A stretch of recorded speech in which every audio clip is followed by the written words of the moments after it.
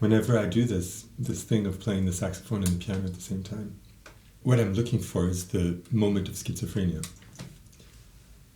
which is the moment when something else starts to speak that kind of falls in between my intention, my listening to the piano, what happens. And I think just from this odd thing of playing the same note with two different instruments simultaneously, this kind of, it's like a double production of the same thing happening simultaneously, which is a sound you don't quite hear. You only hear it when it's written, when you hear two different instruments playing in unison.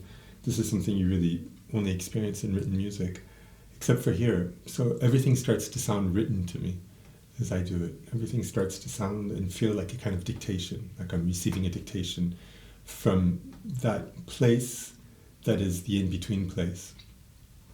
That to me is something like a kind of schizophrenia, but it's a schizophrenia that's cultivated the way you cultivate a strange flower that can only exist in a very particular kind of hothouse environment.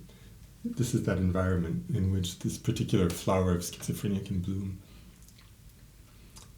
And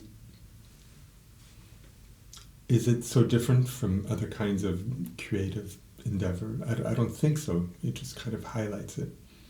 I was thinking of this line of Rimbaud, where I read very young and kind of had this very deep impact on me. It's in a letter that he's writing. I think he's 15 or 16 years old, and he's writing it to his French teacher, Georges Isambard.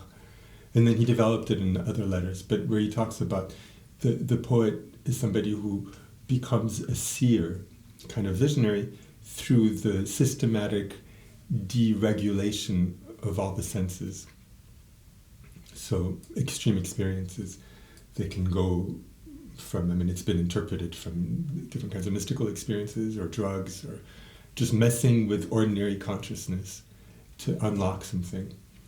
And the thing that is unlocked is, to me, not a hallucination. It's actually the truth of being in the world.